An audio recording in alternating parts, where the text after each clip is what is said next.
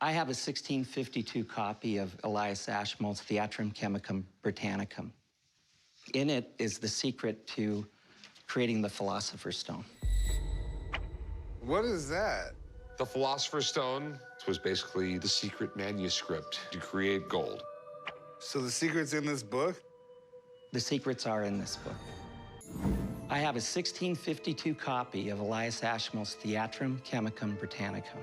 I bought the book several years ago from an antiquarian book dealer. They say you can't turn lead into gold, but I'm hoping to take this book and turn it into cash. I believe this is a book on alchemy. What is alchemy? Alchemy is the art of transmutating metals. They figured if they combined the right ingredients, mercury and some sulfur and a little lead, if you come up with a secret to that, you can live forever and make gold. Or you died. So there's a formula that will help me turn things into gold inside this book. There's actually quite a few formulas. Sweet. I know a little bit about this book. I know this was a combination of a bunch of older texts that were translated into English.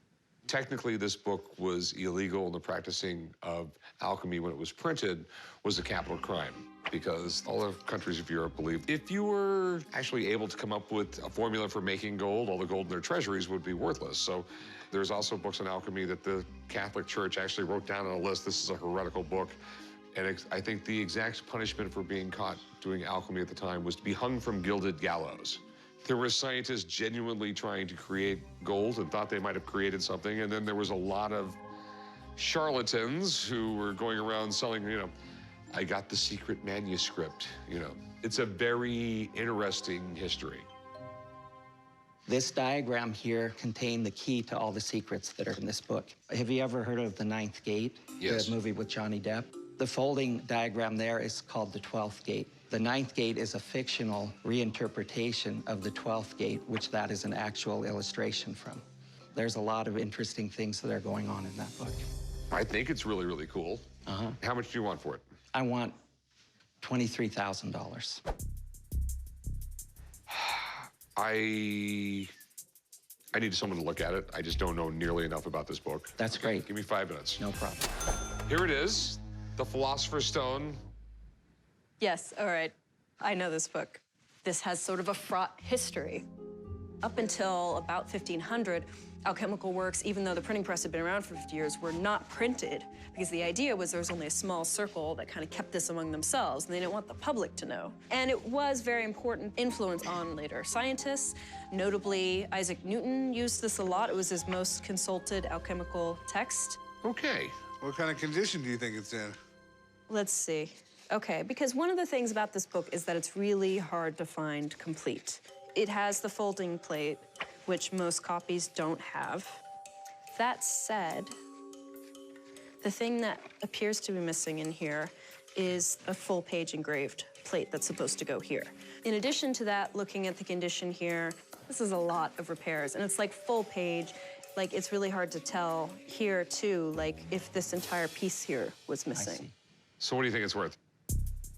It's not a book that comes up that often. I've known a complete copy that's beautiful without all these repairs that's sold for over $30,000. But copies that are incomplete without that folding plate, $10,000 or less. So this one, with all the repairs and missing a plate, I would place more around $15,000. You're great. I think you turned this old dusty book into gold. I tried. All right, thanks, John. You're the Good best. seeing you. Even though this is not the ideal copy, this book is legitimately scarce. I don't think Rick would go wrong in buying this at a reasonable price. I absolutely love this. I'll give you $9,000 for it. I don't think I can do 9. How about 12? No. I'll tell you what, I'll give you 10 grand for it. That's about as much as I can go. I think it's more than a fair price. How about $10,500? You know what, I'm feeling very generous today. I'll give you $10,003. I'll take it. Sweet. Great. You wanna go write them up? Sure, let me get this book right here. No, don't touch this. Just write them up, please. Come on. Maybe you could just tell me some of those secrets so I don't have to read I that sure whole will. book. I got a couple of old historic books I thought you might want to look at. Okay. The 1802 edition of the Federalist Papers. Volumes 1 and 2? Yes, it came in 2 volumes. It's the 2nd edition. The guy that's name is in there was the 4th Postmaster General of the United States. I was hoping that was going to say like George Washington or something in it. I want to sell my 1802 Federalist Papers. I think someone that's a history buff would be interested in buying the Federalist Papers to add to their collection. I'm asking $8,250, and we'll put the money towards building a new barn at home if we make a deal today. I'm really excited about them. They're really neat. Where did you get these? My husband dug them out of the trash and brought them home. He dug them out of someone's trash? Yes. Wow. I'm just sort of like a shock. You don't normally see things like this. These were all letters arguing for the Constitution we have now. And a lot of people were completely against it. They wanted us to stay as 13 independent countries with a much weaker central government. And Hamilton, Madison, and Jay were publishing these anonymous letters for the Constitution, and they were explaining all the different parts of the Constitution to convince people to go along with the Constitution. And there's some pretty interesting writing in here. Yes, there is. So you want to sell them? Yes, I do. Okay. And how much do you want for them? Well, I've seen them advertised for $14,000 to $16,000, so I thought $8,250 would be fair. Okay, so were these prices on the internet or something like that? Yes, it was an internet bookstore. All right. These things might be in great condition or terrible condition. I have no idea.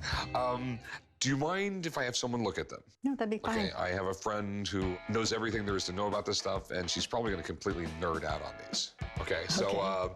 Sounds good. All right, I'll be right back. Okay. I'm looking forward to hearing their opinion on the books, the condition, the value, and the importance towards our history. What do we have? These are the Federalist Papers. She says they're the 2nd edition. I don't know if these are really bad condition or just bad condition. All right, let's see. 1802 edition, the last edition before Hamilton's death.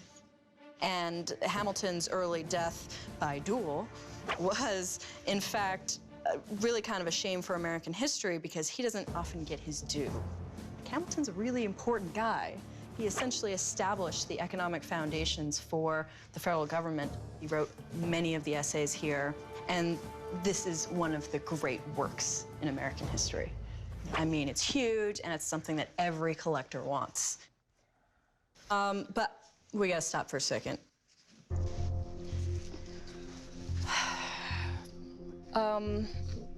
I am seriously concerned that this might be mold. Okay. And if it's mold, you'd need a very serious cleaning of the paper and the boards. Where did you get this? From the trash. Okay, yeah, it's probably mold. Okay. But it's worth salvaging. Okay. And the repairs you're looking at probably at least $1,000. Okay, so then how much would they be worth if they were all restored? If it works out nicely, it could be up to $14,000, I would say. Okay. Now she just made everything more complicated. That's what I do. Thanks. Rick's trying not to show it in front of the seller, but I think he's really excited by this book. Everyone wants it. It's so important. It's some of our most intellectually stimulating and fascinating people in the history of America. And frankly, it's a good business decision to get. Okay, what would be your best price? I still think they're worth what I'm asking, $8,250. I mean, this is my situation. I buy them off you, and somewhere north of $1,000 I'm gonna pay to get them restored. Then I have to wait 6 months, and then I get them back, and then I have to sell them. How about $7,500? I mean, this is literally, I give you the money, I'm not even gonna see any type of return for over a year, most likely. I mean, 65? $7,250. That's bringing me down from my beginning. How about $7,000? I think it's a good price. You're at $7,000? Okay, I'll take it. Thanks, cool. Come this way and we'll do some paperwork. Just leave them right there. Our daughter was always teasing my husband about digging through the trash, but it just made us $7,000 richer. Hey, how's it going? Hi. So what do we have here? I brought you some beautiful historical books. These are the 1814, 1815 publication of the Naval History of the United States that are signed by President John Adams. Oh, sweet. So this is the history of the United States Navy. That's cool. Yes. We had the most high-tech ships in the world. The USS Constitution had the nickname Old Ironsides. That's because in the War of 1812, a British frigate fired on it, the cannonballs bounced off the side of it. That's awesome. And it got the nickname Old Ironsides. So we have... Inside of each book is a book plate from the personal library of President John Adams. Whoa, that's fancy. The publisher signed these books and gave them as a gift to President John Adams, right here. Okay. There's one other additional fact, too. Right here, the books have been given to Lieutenant Charles Thomas Clark, and they are signed from President Adams. That is cool. How much were you asking for them? $200,000. I've sold books that belonged to early presidents for a lot of money before. So let me call up a friend of mine. If there's anybody on the planet who will know everything about these, it will be her. Okay, So, sounds great. I look forward to talking to an expert to see what they think about these amazing books. This is the Uber book nerd I was telling you about. Wonderful. And you have something for me to nerd out? Yes, we have 2 books from President Adams' library. She wants a lot of money for them, and I don't know, they're books. There's a million and one questions. Oh. Presented as a mark of respect to His Excellency John Adams, Esquire, by the publisher. That's nice. I mean, it's part of the history of how this book came to be in the first place. This is Clark's naval history. There's a close connection that John Adams has to this book. So Thomas Clark was an acquaintance of his, and he encouraged Clark to write this naval history in the first place. Oh, that's so cool. This is post-War of 1812. This is the second edition. And the first edition was only in 1 volume, and the second edition was greatly revised and expanded. And you know where those revisions and expansions came from? John Adams talking to both Clark and the publisher, Carey, about what he felt should be included. So as far as the type of volumes you could have that were once in John Adams' library, this is pretty interesting. Okay. People love presidents, and the Founding Fathers in particular formed a nation based on intellectual ideas that they were reading. So if you have a book that one of these Founding Fathers was reading, it's kind of a big deal. But this is kind of a problem, because when the provenance is here, and then it is modernly attached here, there can be questions about whether this originally went with that. Lucky you, this has evidence of offsetting, which is only going to happen over a very long period of time. These were together. And this is the right bookplate for John Adams. And there are no red flags for me as far as tampering that it could have been added on modernly. Okay. But there is one problem.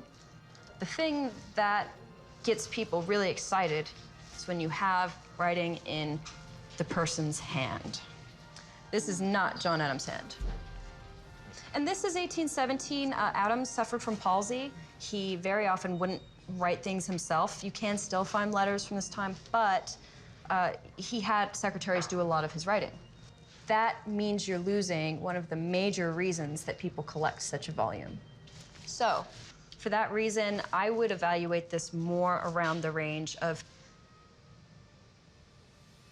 $10,000 to $12,000. Okay. Wow. Thanks. You're the best. Glad to help. Thanks. Thank you. Take care.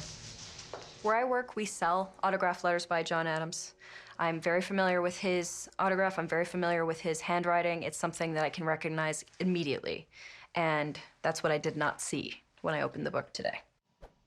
So, do you have another figure besides 200,000? The lowest I would go is about 50,000. Yeah, the most I'm gonna go is 10. There you have it. Thanks for bringing them in. Hey, oh, cool. Appreciate It it. was nice to learn about them. Thanks for your time. Thanks. It's unfortunate that we couldn't make a deal, but I'm pretty sure I'll find a good home for them anyway. Hey, how can I help you? I have some Harry S. Truman signed books dedicated to his chief economist, Leon Kaiserling. You're into economics, or? I'm an economist. Okay. Yeah. Got any stock tips? No. I came down to the pawn shop today to sell my Truman autographed books. They've basically been sitting on my bookshelf for the last 20 years. I'm looking to get $3,000 for them, and I think that would be the least I would take. It's really neat that he signed these. We have them inside the book and in the box it came in. Mrs. Kaiserling gave me the books. So do you know what the books are about? There's 2 volumes of the memoirs. And Mr. Citizen. Mm-hmm. What's Mr. Citizen about? That's about his job after the presidency. Okay. I mean, he was just a normal guy. He was a senator from Missouri. Before he was that, he ran a haberdashery, a hat store. That's right. Harry Truman was only vice president for 82 days. He became our 33rd president after FDR died in office. He did have some major accomplishments. He did stop the United States from going back into the Great Depression after the war was over. But he's probably best remembered for being the only president ever to drop an atomic bomb. These books are incredible. They're awesome. I would love to actually read them. The Atom and the War. It was my fate to make the decisions to use the first atomic bomb to bring about the end of a terrible war. I'm sure he saw this as an opportunity, hoping it would stop the war with the Japanese. Probably one of the more difficult presidencies there ever was. Harry Truman was a very important person in American history. If these books were really signed by him, they're definitely something that history buffs and rare book collectors would go nuts for. So what do you want to do with them? I think I'll sell them. Do you have an idea what you wanted for them? I haven't done a lot of research. So, you know, at the moment, I'm thinking maybe 3,000. I'm definitely interested. I'm wildly interested. There might be a lot of money here. I have a friend who's an incredible rare book expert, and she's going to really help us with the price on these things. I am not questioning the authenticity of the books at all, and I'm very pleased that they're going to be calling in an expert. Rebecca, how's it going? Hey, nice to see you, Rick. The guys usually call me when they've got a book, they don't know much about it, they need an expert to come in and give them a real value. We have some really cool books here. We have one Mr. Citizen, and the first 2 books are his memoirs. All signed by Truman. I've had the signatures checked out. They're all legit. What they're worth, that's why I came to you. Truman's presidency, some of the major events of the 20th century occurred. Mao's Communist China was formed, the Iron Curtain was dropped, and NATO was created. So this is, by any standard, one of the major presidencies of the 20th century. Presidential memoirs are hugely sought after because collectors love these leaders of men. When you have a presentation copy like this, you have to keep in mind not only who it's inscribed to, but the substance in the inscription. These things will all affect the value. Okay. To Honorable Leon Kaiserling, from his long-term friend who appreciates a real economist who understands the needs of this great nation. Now, Kaiserling, he had a huge amount of influence in the U.S. government at this time because he was the chairman of the Council of Economic Advisors. So this is a great inscription. That is a game changer as far as the value is concerned. Okay. So normally, Mr. Citizen, if it were just a signed copy of the author's edition, you'd be looking at about $2,500, okay? The memoirs, they would actually go together for about $3,200 signed. Okay. But with this inscription here in the Mr. Citizen, I would bump this up to $4,000. Okay. Okay? And I would bump up the memoirs with the additional signature on the slipcase up to about $7,000. Wow. Okay, so that's 11,000. Wow. I was very surprised about the value of the books. I had said 3,000, which was nowhere in the ballpark. So do you mind if we conduct a little business in here? I'll rent the room to you. Okay. The seller's got to be pretty happy after hearing my $11,000 appraisal because that's a big difference from what she was asking before. So you originally wanted like $2,000 or $3,000? 3, I thought it was. Crazy. Okay. All right. You realize I have to make a profit off these. Yes, I do. I was an economics professor. Okay. I'll just get to the heart of the matter. I'll give you $5,500 for it. 55 seems a little low to me, even with the profit. I'm thinking on the order of 10. No. I'm gonna have my money tied up for at least a year. 65? Can't do 65. I think the best I could do would be somewhere in the neighborhood of 95. I'll go 75, that would be it.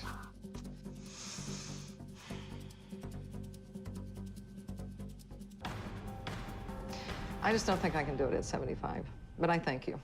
All right, well, thanks anyway. We weren't able to make a deal today. The economy is improving at the moment, and so the only thing I can think is that the value of the books will be even higher in the future than they are now. What have we got this time? Okay, this time I have brought for you the most incomplete book that I've ever brought. This is an actual printed page from the Gutenberg Bible, the very first printed book. Well, there was printing before Gutenberg's printing press, but those all sucked. This time I think I brought Rick something really unbelievable. It's a single leaf from the Gutenberg Bible. It's really the first substantial printed book in the history of the world. So we have a leaf here, which is a page. This is one page from the Gutenberg Bible. You may ask why there is only one page. In the 1920s, a famous book dealer named Gabriel Wells came upon an incomplete copy of the Gutenberg Bible, and he broke it up into single pages, and he put it with a bibliographical essay, and he had it very beautifully bound, and he sold them as single pages where he puts a leaf of the Gutenberg Bible and in the approximate years that they believe it was printed. Is it printed on the other side? Yeah, it's a double-sided leaf. It's printed on very fine paper that they imported from Italy into Germany in the period. And it's been hand rubricated with colors, with red and blue, after it's been printed, so that it looked more like a manuscript. That's pretty amazing. The Gutenberg Bible to this day is regarded as one of the most beautifully printed books. He had to invent the type. He had to invent the press that it went into. He had to invent the ink. It was a massive undertaking. It's like the internet, to think how quickly they went from printing a book like this to having people copy the invention, to go throughout Europe, setting up printing centers all through Europe within 50 years. It literally was like the internet. It went from this to scientific books, to fiction, to dirty pictures, to a little bit of everything. And well, there's no more important invention in the history of democracy than the printing press, because it's the democratization of knowledge. It puts the power of knowledge into the hands of the people. And you found this in one of your travels? Well, this came from an estate. It originally belonged to a printer, and I bought it from the estate. I mean, I was beyond thrilled to find it. This particular leaf is from the Old Testament. It's from the second book of Chronicles, which is towards the end of the Hebrew Bible, and it talks about the purification of the temple in Jerusalem. Cool. Okay, so the big question, how much you want for it? I came up with a number, and you better brace yourself, but remember the importance of the book, of $65,000 for the page. Okay. Like always, I'm going to call Rebecca. Let me get her down here. This is. I would be delighted. She's going to be. I think she'll be flawed to see it. $65,000. Hello. The world's most famous book person meets the world's most famous book. Is that what I think it is? That's a page of it. Right, a leaf. A page to me, a leaf to you. Well, a page is actually one side and then the other, so it's 2 pages, 1 leaf. All right, you got me. Okay. Well, the most important thing is it's a leaf from the Gutenberg Bible. Yeah, and I just touched it. The Gutenberg Bible, I just touched it. So when was the last complete Gutenberg Bible sold? The full set hasn't been sold since the 70s. Yeah, it's been decades upon decades. Okay. And in the meantime, other books have gone for over $10 million. I mean, this would just be astronomical. It would break all the records. So the thing is it real? Can I hold it up to the light? Sure, sure. I've seen Gutenberg Bibles before, but I don't think that I've had a chance at this length to really inspect one. Like, this is a chance that most people are never going to get, even rare book specialists. I would touch it, but I'm afraid I'd catch on fire. I'm holding it up to the light so that I can see the chain lines that you see in handmade paper that comes specifically from paper of this period. It's real, correct? Yes. Okay. What's it worth? Dealers I know and trust, they're gonna place this around $80,000. So I think that is fair to ask for the way things are looking right now in the market. You're the best. Yep, happy to help. Well, thanks so much, Rebecca. I really appreciate it. So you heard from your friend and eminent book expert. So how much would you be willing to go? Of all the business we've done over the years, like... You give me a number, what you're comfortable with. 40,000. I can't do 40 on it. I mean, that's what I feel comfortable with. Auctions are definitely not an exact science. Yeah, I mean, 40,000 is just so on the low scale in terms of what I can take for it. I mean, I didn't even want to come down so low, but 55. You know, I'm trying to be fair with you, Rick. And I know you are. I would go 45,000. That's the best I could do. I'm going to offer it to you for 47,000, and it would be foolish for you to say no. And that is a price I did not imagine I would even agree to. I have a CFO in an office right down the hallway that's going to be really mad at me. So 47, we got to do. You're not going to be mad when you make a small fortune. It's amazing. I'll meet you right up front. Let me get someone to keep an eye on this, and I'll do some paperwork. Why do you need someone to keep an eye? It's only a page. No, it's 2 pages. It's 1 leaf. Oh, you're right.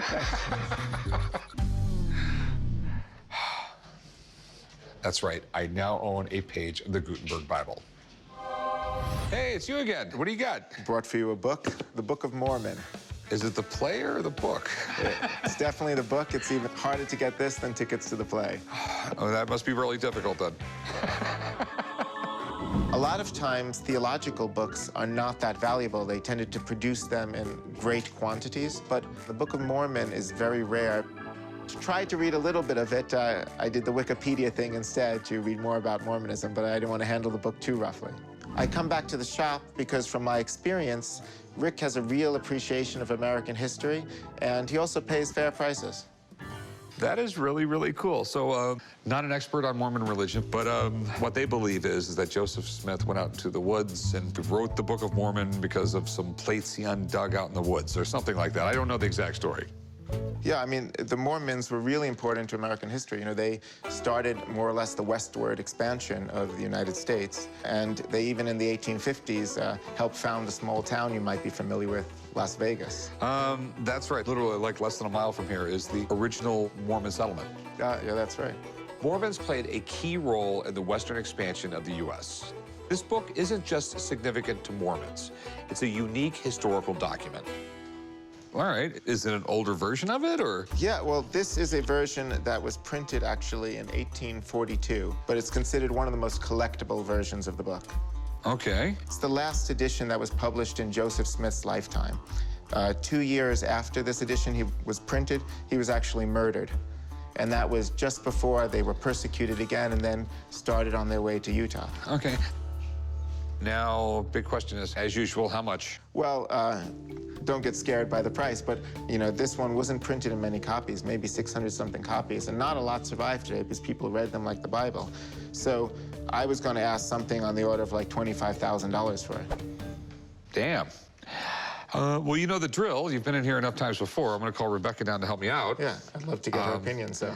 So I'm going to go give her a jingle and hang out for a while. Okay, cool, perfect. Okay. All right, man, I'll be right back. Sounds good. Rebecca's very knowledgeable, so I can't wait to hear what she says. I bet you have something good for me if Adam's here. Try and bring interesting things. You tell me. Okay. The Book of Mormon. The Book of Mormon. Wow, this is actually really cool. These books are really hard to find. The Mormons at this point had been through a lot of tumult, a lot of problems for them. I mean, they had essentially been kicked out of multiple states by this point. One of the reasons that these early editions of the Book of Mormon are so rare is because of all these upheavals. I mean, if you keep on having to pack up your things, best case scenario, pack up your things and leave. Worst case scenario, your house is burned down, your fields are destroyed, people take all your property, and then you have to go to the next community that will accept you. The idea that something like this would survive, it's very unusual. Mormons believe that the Book of Mormon is an ancient record of peoples who were in the Americas about a few thousand years ago. And according to the Mormon religion, Joseph Smith found these records with the help of an angel, and he translated them through the power of God. It's the Church of Jesus Christ of Latter-day Saints. It's a mouthful, so people tend to say the Mormons. There are historians who refer to the Mormon movement as the largest and in some cases most successful American experiment in utopic communities. The Book of Mormon actually is hugely important in American history because this is America's most successful homegrown religion, and this is the key text for that religion. Okay, so what's it worth? That's a great question. Rick, this is by far the most valuable book you've ever had me appraise. Colloquially, it is known as the 5th edition. For a lot of books, later editions don't hold a ton of value because they're not the first. They're not the first time that appeared in print. But the reason that these early editions of the Book of Mormon will still hold a lot of collectible value is because of all of that history. So these types of editions still hold a lot of collectible value. Okay, so? I would appraise this book actually at about $40,000. Whoa. Yeah. I always like you, but today you're particularly wonderful. There we go. You're the best. Happy to help. Nice to see you again, Evan. Thank real you for pleasure to see you. Yeah, thank you for And not bringing just this because in. of the price. Yeah. So, thank you. See ya. Mormon collectors love to collect things from the early days of their church, and it has huge demand in certain circles, plus they are really, really uncommon. Realistically, what's your best price? I think 25,000 was really fair. It's like, you know, my best price, sort of. Sort of your best price. So you would take 23. I really think it's a $40,000 book. You'll sell it. There's a lot of demand for it. I think I will sell it too. The speed at which I sell it at, I don't know. And you understand that problem with Yes, things. but this is something very rare, and there is big demand, and this will sell fast. Can you give me a little? Just let me do 24,000.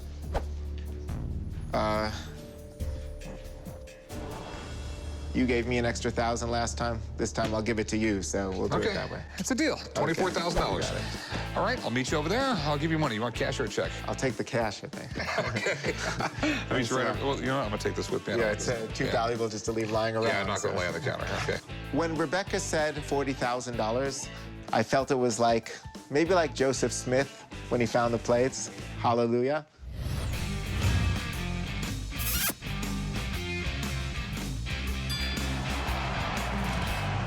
How you doing? Pretty good. Brought you another very exciting book, Okay. The Wizard of Oz, first Whoa. edition. You mean the wonderful Wizard of Oz? Well, that depends on what price you paid for it, so. I bought the book from a family that had it for over 100 years. This book is also one of the first copies ever printed before it became a phenomenal success. I travel pretty far and wide looking for interesting libraries and rare books, and occasionally I find some. Really interesting. Let's see what you got.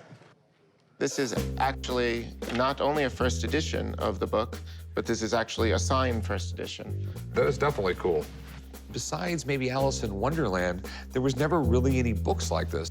It's a nice tale. It wasn't as scary as some of the tales that had come before that children read at the time, like Grimm's fairy tales and things like that. When most people hear Wizard of Oz, the first thing that comes to mind is the 1939 film. But it was this book that started it all. Just about everybody has a memory of watching The Wizard of Oz, and that's one of the reasons this book is so valuable. It brings back memories. Even a scarecrow without a brain can figure that one out. You can see on the first title page, they have the famous Tin Man, the Scarecrow, which are not so far off from the film adaptations of them. I love that they're color illustrations, though. But my problem is, it's in a little rough shape. I'll tell you that. All right, so how much you want for it? I was thinking, though, something on the order of $10,000. All right. It is really rough shape. It even looks like it has some water damage on it. There are obviously some condition issues, like you said, but I do think this is one of the earliest copies of the book. And also, it is signed by the author, and I think that really adds to its rarity. Let me get Rebecca down here so we can figure out what this thing is worth. Hang out a minute, I'm gonna give her a call. Perfect, thanks so much. A first edition Wizard of Oz can sell for tens of thousands of dollars. And the fact that it's signed means so much more. But condition is everything, so I'm not gonna get excited until Rebecca has a look. All right, let's take a look. Wizard of Oz, first edition. It's a little rough. Yeah, children's books get a lot more wear because kids are always handling them. Were all copies like color pages and everything like that? Yes, this book, the illustrations were very, very important. It was very, very visual. Baum had a background in stage and musicals, and he very much visualized this as something meant for the stage. This book tapped into something in the American consciousness. It's such an American book. And this was in a stage when there weren't many books like that. When you were looking at great children's books, you were looking at London publications like Alice in Wonderland. And this is one of the very early American fairy tales. All right, I think I can guess, but tell me what your concerns are. Am I gonna be able to sell it in that bad a shape? I should tell you, by the way, I had it restored. Yeah, I can see. If that's restored, I'd hate to see how it was when you first got it. You can see this was put together with tape that was not archival. It was very, very acidic, and it's left all of these marks here. Well, this is a very special copy, actually, if you open it, it's been signed by the author. That's unexpected. You don't often see this book with a signature. It's kind of exciting to have it, and it's the earliest state. It means that it was probably owned by someone very close to Baum. That's cool. Yes, so in this kind of shape, what do you think it would sell for? There will be people who want it. However, given the shape that it's in, people are going to lowball you. The only way you're going to realize something is if it gets cleaned up more with restoration. And that can get really expensive, too. I mean, I know that. Like thousands. Should the restoration go well, I could see that this copy restored fetching up to $30,000. That's Okay. See? seemingly better. Thanks. You're welcome, Rick. Yeah, you left us with a puzzle. Thanks so there you go. much. Thanks, Adam. This one was really hard for me because the signature is great, but the book was just dismal, and it really kind of breaks my heart to see how neglected this book was over the past 100 years. Okay. I just don't know what to say. It's a project for you if you want to I mean, take it. I've had 3- and 4-year projects with books, Yeah. and sometimes they work out, sometimes they don't. You know, I don't mean to beat you up, but I'd risk $3 grand on it. I wouldn't risk no more. And I know it doesn't sound like a lot of money, but it's going to turn into a 2-year project for me. That's the problem. I understand. I honestly have more than that in it. I mean, and the restoration was very expensive what I did so far. I mean, the absolute bottom dollar number is going to be something like $6,000. I don't think we're going to make a deal then, because the best I'm going to go is 4. Yeah, I can't do 4. Sorry on this one, but you know, I'm gonna have to click my heels 3 times and take it home, I think. Okay. So, all right, if you change your mind. No Thanks, problem. man. Nice seeing you so again. much. I agree reluctantly with Rebecca's assessment of the book, but I'm definitely gonna come back to the pawn shop to try and sell some more books, and I mean, hopefully the next sale will be more successful than this one.